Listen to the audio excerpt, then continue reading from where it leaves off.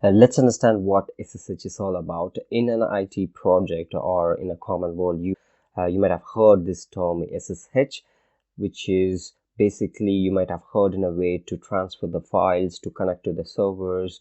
For all sorts of activities, we use SSH.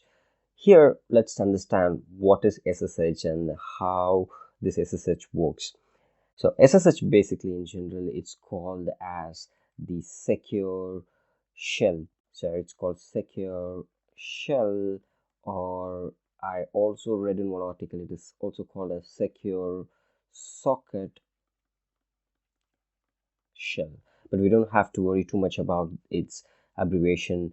We can stick with like secure shell. So it is secure shell. So it basically holds the files or the secure way of doing whatever the activity that you want to do. For example, let's say you have your GitLab or the GitHub. Let's say you have a GitHub and you have your personal laptop. So you have your personal laptop, you want to clone or get the files from one of the repo from GitLab to the personal laptop. So how we normally do, we use git clone and then we use HTTPS. We use one of these methods to clone the repository from the GitHub to the personal laptop. And we also have one more method, which is SSH. You might have heard SSH even in this process of cloning the Git repository from GitHub to the personal laptop.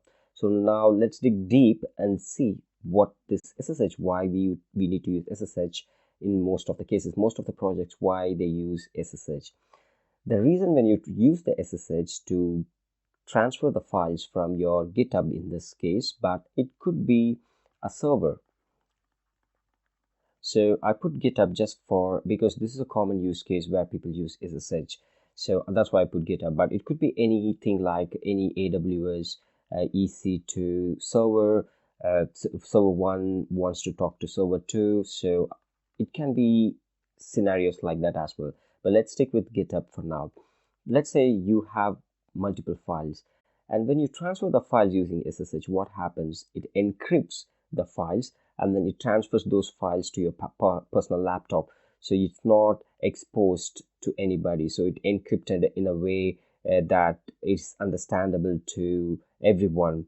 It's understandable between two parties, right? So basically what I'm trying to say here is that if you look at the SSH provides the strong encryption and integrity protection column under the ssh.com website, it tells that the data that is transmitted is encrypted according to parameters negotiated in the setup. During the negotiation, the client and the server agree on the symmetric encryption algorithm to be used and generates the encryption key that will be used. So basically, it uses something like the strong encryption algorithm, which is AES, Advanced Encryption Standard, and that is being communicated between the two servers using the SSH. So using the standard, we are safely transmitting the files, or we are safely able to communicate between server 1 to the server 2. So let's come back to the board here. So we were talking about what is this GitHub does in this case. So when you want to connect GitHub to your personal laptop using the SSH gives you the SSH key. So first you need to generate an SSH key. Don't worry about the steps on how to do this SSH key. I'll be making another video on this, how to create SSH key and how to integrate this with the GitHub and also maybe with AWS servers as well separately. For now, let's focus on the theoretical aspect of it. Let's say you have a personal laptop. Every laptop will need to have a unique SSH key. So you need to generate the SSH key, and that SSH key will have another protection, which is a passphrase, which is a password, right? And you need to register this SSH key on the GitHub. You will mention on the GitHub that this is the SSH key that I want you to recognize, and whenever I request a clone from any of the machines with this SSH key, I want you to approve and send the files in a secured way, in an encrypted way to the laptop or the server, whichever the request comes from. And when that happens, there is a passphrase, a secure password that needs to be inputted from both the parties to access the files.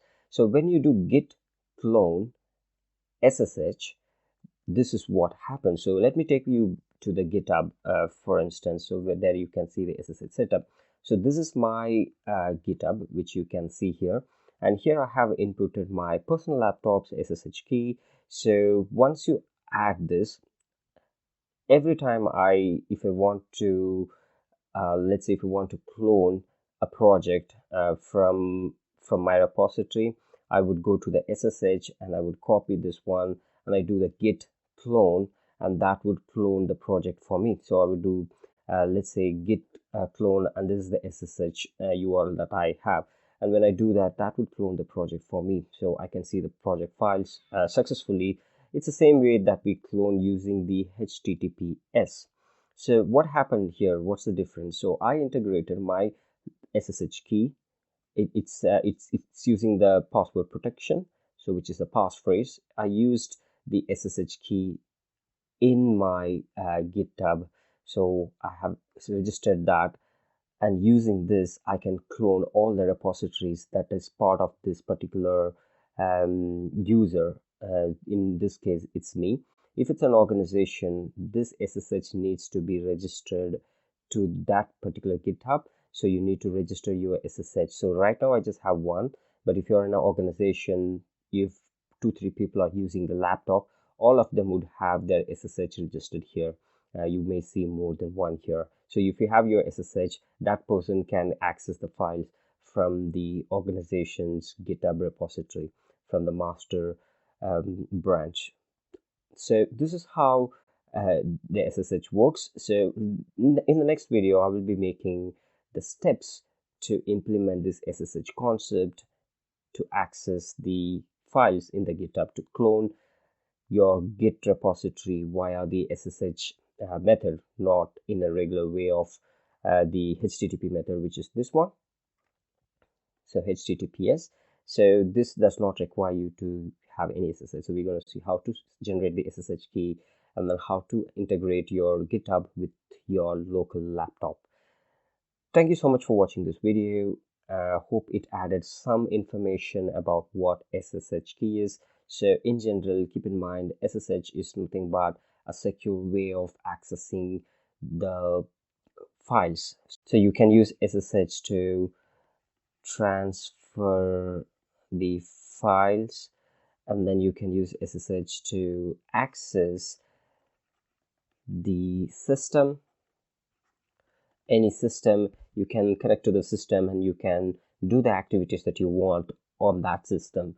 So this is SSH, and as an automation testing, if you're an automation tester watching this or a developer watching this, you would use SSH to interact with the servers or with your Git repositories to securely get the files from within your office network. So thank you so much for watching this video. Let's connect on the next video.